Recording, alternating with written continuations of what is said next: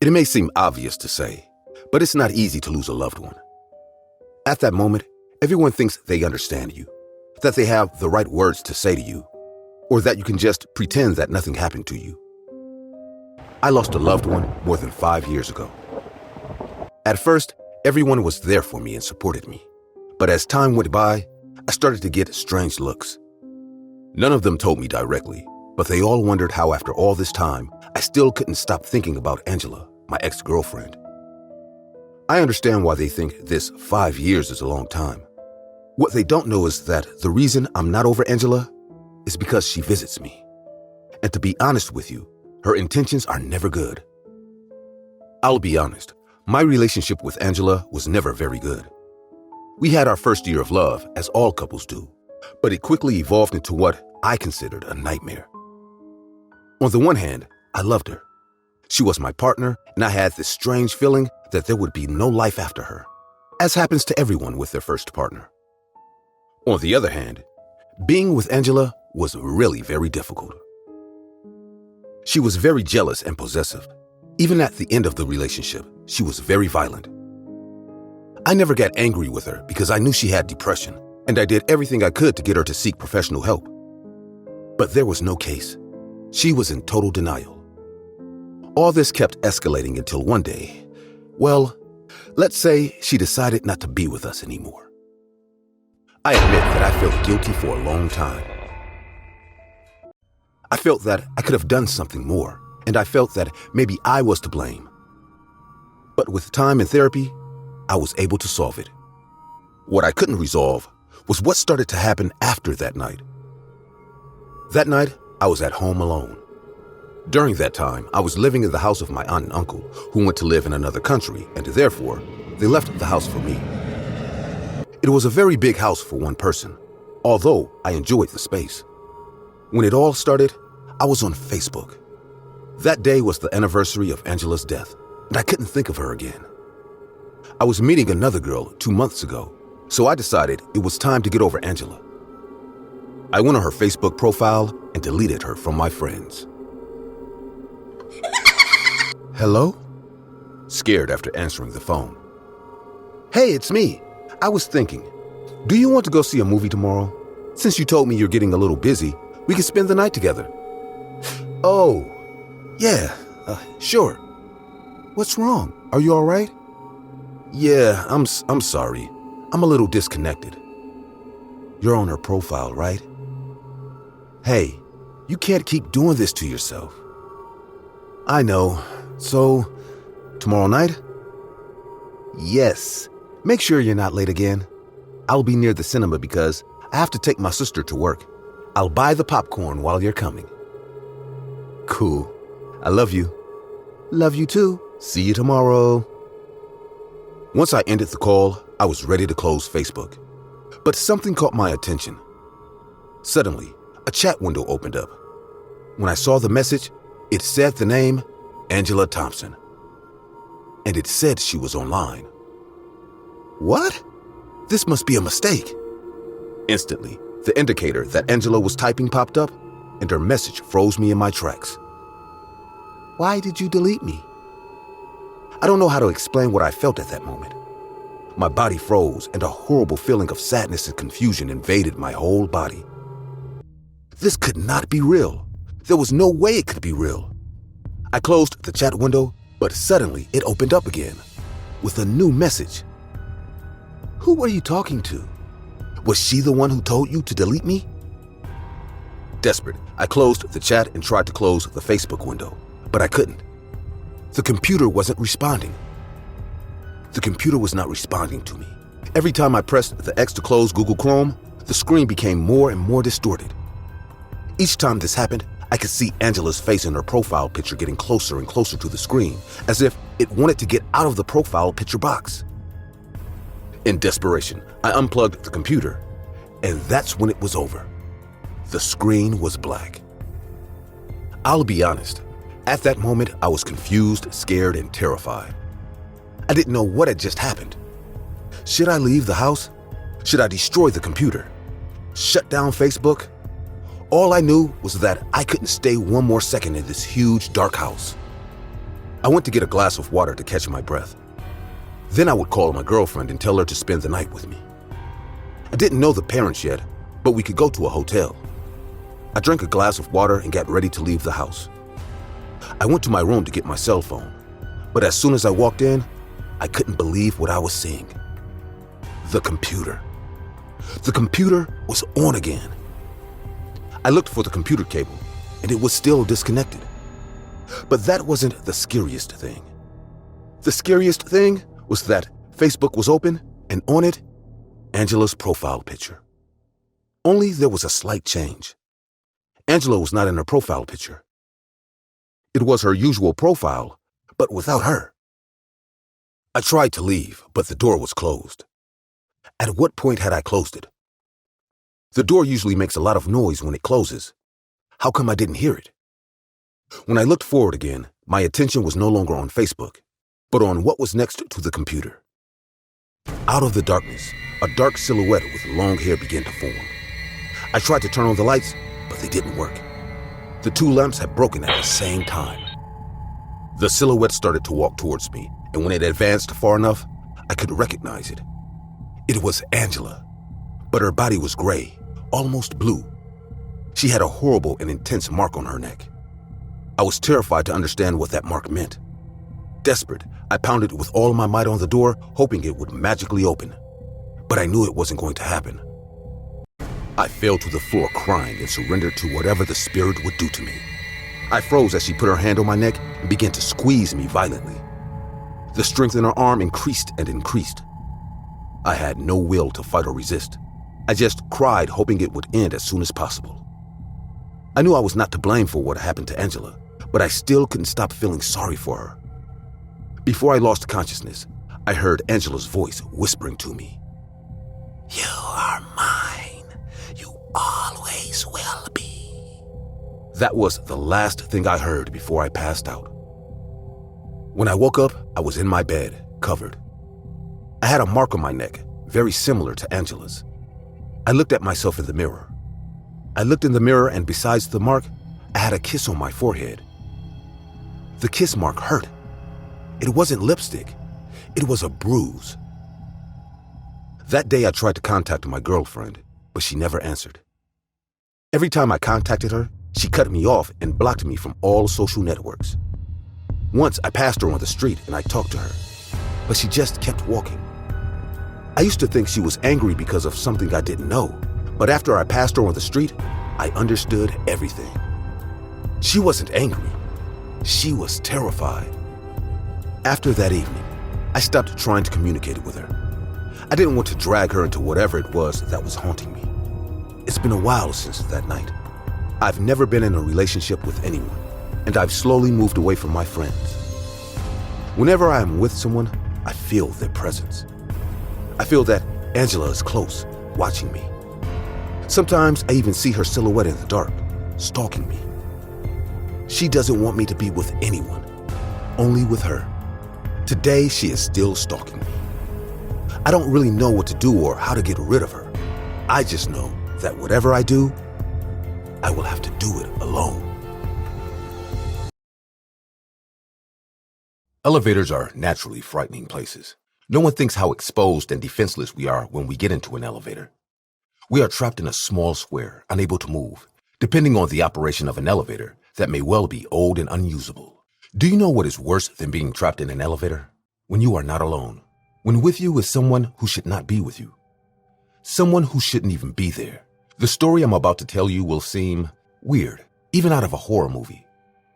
I want you to know that what happened is real, and it's something that will haunt me for life. It all started one Tuesday night when I was coming home from work. I was very tired as it had been a long day at work, and anyone who works in customer service knows what I mean when I say that people can be too intense. I arrived at my apartment and walked into the building like any other normal day. I remember being a little surprised on that particular day. It was cold inside the apartment, but it was just a little chilly. I didn't have to suspect that it had to mean anything. Nowadays, I think that if I had seen the clues around the apartment, I might have noticed that something was wrong. I asked for the elevator as I did every night since I lived on the 10th floor. While I was waiting for the elevator, I began to notice something else that was also wrong. The lights were working strangely. This was a fairly new building, so it seemed a little strange to me. I mean, lights can fail no matter how new the building is, but the weird thing was not that the lights weren't working, but that they were turning off and on by themselves, constantly changing intensity. Once the elevator arrived, I forgot about the strange things happening and just got on. As the doors closed, I felt an inexplicable shiver run down my spine. The elevator began to ascend with a gentle hum, but something wasn't right. As it climbed, the temperature in the cabin dropped, and an uneasy feeling came over me. My reflection in the mirror showed tired eyes and an uneasy expression that I couldn't ignore. It was then that I noticed the presence on the other side of the elevator. In the far corner, a tiny figure, barely visible in the gloom. A girl dressed in a white dress. I couldn't see her face as she was standing with her back to me in the corner of the elevator. I couldn't help wondering what a girl was doing alone in the elevator at that time of night. Was she lost? Had she left an apartment without anyone noticing? But the strangest thing was that she wasn't moving or making the slightest noise. She just stood there as if waiting for something. I tried to ignore the discomfort I felt and decided to break the silence. "Are you all right, little girl?" There was no answer. The girl remained motionless like a white statue in the middle of the darkness. The elevator continued to ascend slowly, but my attention was completely focused on the mute presence in front of me. I slowly approached her. I knew everyone would be terrified of this situation, but I didn't watch horror movies. I wasn't afraid of the paranormal, and I saw this for what it really was, a scared little girl in an elevator. I reached out to tap her shoulder, but then something else caught my attention. How long had she been in the elevator? It was usually slow, but not that slow. I felt the elevator was going up for at least 2 or 3 minutes. I looked up to see which floor the elevator was on, but I was even more confused when I found out the answer. It was on the first floor, and on the second floor, and on the third. All the lights on all the floors were on at the same time. I turned around in confusion to see the girl, but again, something strange happened. She was gone. I looked around in confusion, but there was no one there. I rubbed my eyes as if I was seeing wrong, absolutely confused by what I had seen. But when I opened them, well, I wish I never had. The elevator lights had gone out, replaced by red emergency lights. The elevator had stopped, and once again, I was no longer alone. On the same corner where I had seen the girl before, she had appeared once again. But this time, there was something different about her. She was no longer with her back turned. She was facing me. You know what was the strangest thing? I couldn't see anything of her. The dim lighting in the elevator, for some reason, covered the entire space except for the girls, which was flooded in absolute darkness. It was at that moment that I began to feel terror for the first time. Not for the fact that I saw her disappear in front of me, nor the fact that she didn't speak, or that she was absolutely terrifying, but because of something I felt. The atmosphere became colder than ever. I felt a terrifying presence occupying the whole space. Something was taking over the whole elevator and I couldn't breathe. It was the presence of that little girl, which I knew was not a normal girl. This had to be a ghost, like the ones in the horror stories my father used to tell me when I was a kid to scare me. Like the ones in horror movies. Only this time, it wasn't fiction. This was real. Suddenly, the emergency lights went out too, even if only for a second. And a second was enough for the girl in front of me to disappear. But unlike the previous time, this time she hadn't disappeared from the elevator. She had only moved. When I looked around for the girl, she was standing in front of me, staring at me. That's when I realized that this thing in front of me was less like a girl than I thought. She could have been the shape and body of a girl and even dressed like one. But her face, its face had no skin. It was a skull. No, it was a rotting body in front of me. As I looked at her clothes, I realized that it was no longer a long, neat white dress, but a huge piece of rotting cloth. The rotten smell filled the entire elevator as I thought uselessly about how to defend myself. But there was no point in doing so. My body was completely frozen with fear. Not even if I had the best idea of my life could I have done anything but stand there, crying, watching the girl's corpse staring at me with eyes full of hatred, and even worse, sadness. At that moment, my body began to move on its own, as if someone was driving it. My neck began to stretch so much that it felt like it was going to break. My arm stretched upwards and my finger pointed towards the ceiling, as if pointing at it. Suddenly, I heard pounding coming from the ceiling of the elevator, along with a sobbing that for some reason, I could feel as if it were my own. And suddenly, peace. The elevator reached the 10th floor. The lights came back on as if nothing had happened. I could control my body perfectly. The girl was gone. I got off the elevator and ran home, where I locked myself in and cried for a long time. Soon after, a hunch told me that I had to do something. I alerted my apartment manager that there was a strange smell coming from the ceiling of the elevator, that maybe there was a dead animal or something. When the news came shortly after, I was expecting it. The body of a little girl was found on the ceiling of the elevator. The body was not decomposed as the crime had occurred recently. The girl's uncle, her murderer, had escaped after committing the crime, but because I quickly reported my discovery, he was caught in time. I never saw that girl in the apartment again, although I never took the elevator again. You know, sometimes I swear I can hear her, as if the capture of her uncle had not been enough. I hear the elevator turn on by itself during the night, as if someone, a child, was playing with it. My name is Laura. What I am about to tell you is not easy to remember, let alone narrate. I don't know how to logically explain what happened in my house, but the life I knew completely fell apart when my daughter, Clara, decided to play Ouija with her friends. Clara was always a normal girl, like any other girl her age. She studied, hung out with friends, and spent hours in her room listening to music. Nothing out of the ordinary.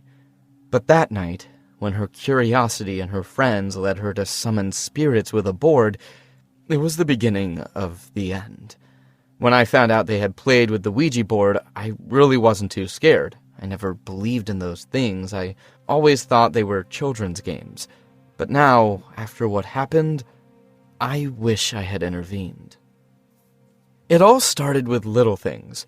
Clara started to isolate herself, not wanting to leave her room, and when she did, she had a look I had never seen before, as if she didn't even want to see us. I would ask her what was wrong, but she would just ignore me or tell me it was nothing. I thought maybe she was going through a difficult stage, those things that sometimes happen to young people. But then things got worse. One night, while I was preparing dinner, I heard strange noises coming from his room. At first, I thought she was watching some horror movie or something, but when I went upstairs to tell her to come down for dinner, I found her sitting on the floor in the middle of the room, staring at the wall and mumbling. I froze. I didn't know what to do. Clara was immersed in her own world, her eyes closed, her voice monotonous as if she was in a trance. I called out to her, but she didn't react. The following days were hell. Clara began to behave erratically. She stopped eating and spent all day in her room, even on weekends. Her friends stopped coming to the house, and when I tried to talk to them, they would dodge my questions. I was alone, not knowing how to help my daughter. One night, I woke up with a start when I heard noises in the kitchen. When I went downstairs to see what was going on, I found her there, sitting at the table with a knife in her hand. She was staring blankly at the wall, mumbling in the same incomprehensible language I had heard her use before. I tried to talk to her, to ask her what she was doing, but she didn't respond. I approached her slowly, fearing she might hurt herself or me, but before I could touch her, she jumped up, threw the knife on the floor, and ran off to her room. The next day, I sought help. I talked to several psychologists who told me they could start treating her, but they all implied that she would probably end up being referred to a psychiatrist, and that would take even longer since she had to go through the psychologist first. The nights became a nightmare. I began to hear noises in the house, footsteps that shouldn't be there, whispers coming from the corners where my daughter was not. I would wake up in the middle of the night in a cold sweat with the feeling that someone was watching me. I tried to talk to Clara, but she became more and more aggressive, more and more distant, until the day came when I no longer recognized her. Everything exploded one night. I was in the living room, trying to relax after a particularly horrible week, when I heard screams coming from Clara's room. I ran up the stairs, my heart pounding a mile a minute. When I opened the door, I found her writhing on the bed, her body bent in impossible ways, her face disfigured by an expression of pain and fury. Her eyes were completely white, lifeless. The sheets were soaked in sweat, and her skin seemed to burn. I tried to get closer, but Clara began to scream in several languages, words I did not understand, mixed with a low, hoarse voice that was not hers. Her body was shaking violently, and suddenly she began to bang her head against the headboard of her bed. I lunged toward her, trying to stop her, but she pushed me back with a force she shouldn't have. It was then that I saw that something else was with her in that room. Something I couldn't see, but I could feel. Terror came over me completely. I screamed for help, but we were alone in the house. I didn't know what to do. I tried to hold her down, but her strength was enormous. She screamed and thrashed around, her hands clawing at the wall and the ceiling, as if she was trying to escape from something only she could see. Her voice was becoming more and more inhuman. I felt like I was losing my mind. I tried to take her to the hospital the next day, but she wouldn't let me. I was afraid to call an ambulance, and I am not afraid to say that I am not a very polite person. I didn't know what to do in these cases. I was desperate. Clara hardly ate. Her body was getting weaker day after day, but her strength when she went into those trances was inhuman. I decided that everything had to stop. I called her aunt and uncle, and they told me that they would come and help me take her to the hospital. But before that happened, hell broke loose in my house. That same afternoon, I found her in the kitchen again with a knife in her hand. Clara looked at me, and for a second, I thought it was her, but then she smiled, and her smile was not human. With frightening speed, she lunged at me with the knife. I barely had time to dodge her, and the blade brushed past my arm. I ran for the door. I took refuge in the bathroom, slamming the door with all my might while Clara banged on the other side, screaming and laughing like a lunatic. The sound of the knocking on the door suddenly stopped. All was silent, a silence that was worse than any noise. I stood there, huddled on the bathroom floor, trembling, unable to move. The doorknob began to turn, slowly. I stood up, shaking, tears in my eyes, knowing that what I was about to face was not my daughter. When the door finally opened, there stood Clara, but not as I knew her. Her skin was pale, almost translucent. Her eyes were two black shafts staring soullessly at me. Her smile was a grotesque grimace, and in her hand she held the knife stained with blood. At that moment, interrupting our moment, someone opened the door. It was two police officers. They came in because they had received complaint from the neighbors that there was screaming, and they were just in the area. When they saw my daughter with a knife, they pointed the gun at her and asked her to stop. My daughter, or whatever was in her, turned around smiling and ran to stab the cops. Nervous and not knowing how to act, they shot her multiple times until she fell to the ground. My daughter was no longer breathing. The days after that were simply horrendous. My daughter's father never showed up at the wake, nor did I expect him to. I told the police everything that happened, but no one believed me. Everyone thought my daughter had a psychotic break, and I had been traumatized by what happened. I still live in that house. Everyone asks me how come I haven't moved out yet, and the answer couldn't be simpler. I can't. I have to choose between living in that house. I have to choose between living in that house where my daughter was killed, or moving to the street. You know, my torture is not over yet. Every night, I hear my daughter crying in her room.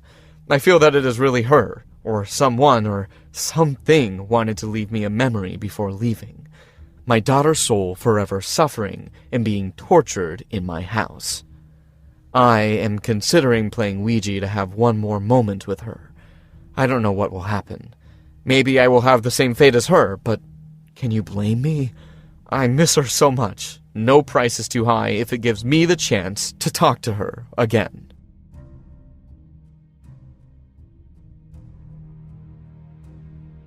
The phenomenon in which supernatural beings frequently visit or cling to a particular place is popularly known as haunting. These beings, over time, have been given numerous names, and every culture has its beliefs as to why such beings refuse to cease their torment on the land of the living.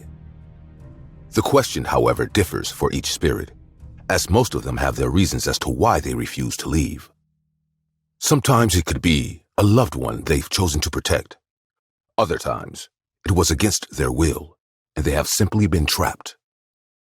Other times, or should I say most times, it all comes down to one thing: vengeance. But whatever the reason may be, ghost stories become particularly intriguing when the places these malevolent creatures choose to haunt could give them little to no reason to seek eternal vengeance. high school could give you some of the best or worst moments of your life. But despite all its emotions and experiences, the halls of a school aren't a place you think a ghost would cling to forever. The El Paso High School, however, has proven many skeptics wrong and is now notoriously known as the most haunted school in the world. The question we're all asking ourselves is, what could have happened that gave the school such a reputation? This is the story of the El Paso High School and the haunted cases that come with it. The El Paso High School was officially opened for students in 1916, and from the first day, it was cited as one of the most beautiful pieces of architecture in the city and was basically considered a landmark from day one. Hence, why it was given the name Lady on the Hill. The campus always had a distinct elegance, setting it apart from any other structure in the city, with marble floors and boasting one of the first concrete stadiums in the United States. Between 1922 and 23, however, the school's name was briefly changed to Sam Houston High School at the request of the local chapter of the Ku Klux Klan, better known as the KKK. This change didn't last long, as the community furiously spoke out against the Klan, leading the original name to be restored. Over the years, the school became one of the best in the world, with great alumni and athletic teams competing on the highest levels. But of course, with such a long history of success and promise, darkness was not too far from the gates of the school. The encounters with paranormal and ghastly figures go almost as far back as the first day the school opened its gates. The first meeting the school had with the dead was during the World Wars, where it served as an overflow morgue due to the fact the actual morgues couldn't hold any more bodies. So the school's immense basement temporarily held bodies that were shipped into El Paso from the Spanish flu until their families were informed. In World War II, the school was also considered a bomb shelter, again due to the size and maze-like structure of its large basement. Many believe this was the school's first real mistake and was the first step in inviting the dead into the halls. The school's odd past doesn't end there, however, as recent research has also revealed students discovered classrooms from the early 20th century in the same basement where the bodies were kept. What made these rooms even more intriguing was the fact that apart from the dust that had covered the basement, these rooms remained in pristine condition and appeared to have been hastily sealed and blocked off with no recorded reason as to why.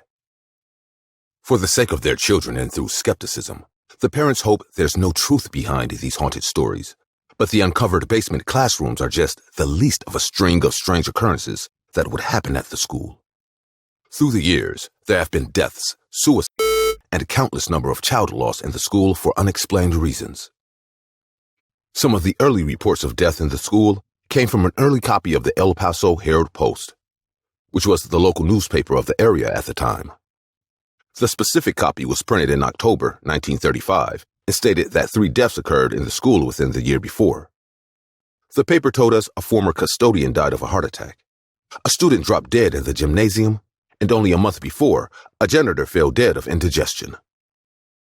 Also, in more recent times, facility and students have both given reports of hallways suddenly filled with mist, gooey substances leaking from the school's ceilings and walls. Creaks, cracks, and shadows could also be heard and seen when there was no one around. Of course, the school tried to maintain some decorum and would punish students who frightened others to the point where they left school out of fear. This, however, wasn't working out, as the teachers who handed detentions were just as afraid as the kids they were trying to protect. Over the years, the reports kept flooding in as more people reported slamming doors and the sounds of pep rallies and games going on in the school gym. This happened multiple times, and every time it would occur, the school staff and even locals would inspect the gym and discover absolutely nothing. Word of the haunted school traveled fast through El Paso, and students from other schools would talk and whisper about what their friends had seen and heard while studying at El Paso High School. One of the most infamous cases was of a girl who slit both her wrists, stood on the balcony of the school, and proceeded to jump to her death. The hallway and stairwell leading to the balcony where the girl took her life had since been cut off, but the sighting of this particular ghost is a common occurrence at the school. Many students and faculty have claimed to see a girl standing on the balcony, sometimes jumping to her doom once again. The students who were brave enough sneaked into the blocked-off hallways and reported a strange slime falling from the ceiling and a light mist that covered the hall at least once a day before quickly evaporating. A teacher told a story where one late night, going home after work, he spotted a girl in an old blue dress standing at the end of a hallway. Now, he was certain that the child wasn't meant to be there, so he approached her and informed her to leave. The teacher claims that when the girl turned to face him, she looked extremely sad, and it was only at that moment he realized the girl was barely physical, liking the girl to mist, saying one moment she was there and the next she faded away from existence. Now, the El Paso High School already had numerous ghostly and supernatural experiences, but the particular case that unveiled the school's haunting to the rest of the world comes from a class picture that was taken from the graduating set of 1985. Except among all the students and faculty seated for the picture, there was someone else present. Standing in broad daylight was a girl who no one had ever seen or knew anything about. What made it even stranger was the fact that absolutely no one saw her while taking the actual picture, and the rest only found out she was there when looking at the yearbook picture they had all taken together. While looking at the photo, someone noticed that mixed in among the row of teachers is a faded young woman in a white dress who no one knew anything about. During questioning, everyone in the photo insisted that the girl was never actually present when the picture was shot, with some even claiming they had sweaty palms during the photo shoot. Over time, people have tried to explain the strange occurrence, but the girl didn't appear in the photo negative either, and the picture was taken years before anyone had even thought of creating Photoshop. So even after years of trying to understand what could have happened, there really is no possible explanation for the extra student. The class photo, however, now resides in a trophy case at the school, but to this day, no one has been able to identify the extra student. The El Paso High School still functions today and remains one of the oldest and most historic landmarks in the United States. These cases aren't as frequent anymore, but no one denies that the school is one of the most haunted in the world. Alumni of the school have since given their thoughts on the matter, with some saying, "It's simply a special school, and if I spoke on some things I'd seen, I would be locked up in a mental asylum." Another alumnus also said, "I studied and graduated from El Paso High School, and the building just looks and feels like it has seen so much. Believing that that place is not haunted doesn't make any sense, as the ghosts are part of the building's character." The truth is, if these events have failed to relieve people of their skepticism about the haunted school, an important factor the public needs to remember is El Paso High was the first school built in the area. So in any event, if the government or general community needed something, the school would immediately be put to use. El Paso High School is a building that has stood for over 100 years and has witnessed and participated in different eras of secrets and horrific experiences for the community, and as such, it is bound to hold some horror within itself. This is the truth of El Paso High School, and this is why no one would disagree when it is called the most haunted school in America. Hey, I have a story to tell you. The story of when I also had a YouTube channel with my friends. A YouTube channel dedicated to hunting ghosts. To tell you the truth, we were doing pretty good. Until one night. The night we entered the wrong place and paid in the worst possible way. It all started a few years ago when we were just teenagers. At that time, we had a YouTube channel and decided to venture into a hospital under construction for a paranormal investigation. We were a group of 5 friends, and we had known each other all our lives. We didn't have much, but we slowly bought stuff and ended up armed with a video camera, flashlights, and a bunch of ghost detector knickknacks we bought at a thrift store. The hospital under construction was a huge one. From what we saw in the pictures, it had endless corridors and rooms that, according to people, still smelled like fresh paint. Getting in was not difficult at all. The place supposedly had 24-hour security to prevent vandalism, but to tell the truth, we stayed a long time waiting for a security guard to show up, but no one ever came. Instead, we only saw some vagrants hanging around outside the place, particularly one of them staring at us. So we even thought it was safer inside the hospital than outside. Once we got inside, we did the normal shots we had to prepare for a YouTube video, but the fun started on the upper floors. Surprisingly, it was darker there than in other areas, as the windows were covered. We split into pairs to explore different areas. I was with Mike, my best friend, and we had to explore the darkest parts of the hospital. Everything had started well, but suddenly we heard a whisper, as if someone was talking quietly just behind us. We stopped dead in our tracks, looking at each other in surprise. We never really expected to find anything, so my first thought was that we were being played for a joke. "Did you hear that?" Mike nodded, his eyes scanning the dark hallway for any sign of movement. We stood still for a moment, listening intently, but the whisper had disappeared. We decided to continue our exploration, albeit much more carefully. We moved slowly down the corridor, our shaky flashlights shining as brightly as they could. At one point, I saw a dark figure slip through a half-open door. "Look!" Mike turned sharply, shining his flashlight in the direction I had indicated. But when the light reached the door, there was nothing but darkness. The room was empty, just a pile of debris and dust accumulated in the corners. Suddenly, a shiver ran down my spine as I saw a dark figure standing in the far corner of the room. It was tall and thin and seemed to be moving very quickly. "Hit the light, quick!" Mike reacted instantly and pointed to the flashlight, but the figure was quicker and disappeared on the spot. We stood in the room, trembling with fear and confusion. What the hell had we just witnessed? Was it real or just our imagination? Possibly we were under suggestion, but was it possible that we were both imagining the same thing? We decided to leave the room and return to the others, but when we tried to leave the hallway, we realized we were lost. The hallways seemed to have changed somehow, twisting and turning in directions we didn't remember going. In reality, the paths were not changing, and we knew it. At some point, we had taken a wrong turn, and now we were lost. With our hearts pounding and our nerves on edge, Mike and I stood in the middle of the place, trying to figure out what the hell we had just witnessed. What was that? Hey, let's not jump to conclusions. Maybe it was a rat? Come on, a 6-foot rat? Shh, let's be careful. Did you hear that? Without a second thought, we ran down the corridor at full speed. We got far enough away to believe we were safe, and it was at that moment that the shadow took on a human face and stood in our path. This was no ghost. It was a tall, very thin man. The man approached us slowly as if stalking us. My hands were shaking as I frantically searched my pocket for something I could use as a weapon, but I only found a pencil and a half-crushed pack of gum. "Don't come any closer!" Mike shouted as he pointed his flashlight as if it were a weapon. But the figure did not stop. It continued determinedly advancing towards us. It was then that I recognized the look in his eyes. It was the homeless man we had seen loitering around the hospital under construction. "What do you want?" The homeless man didn't answer.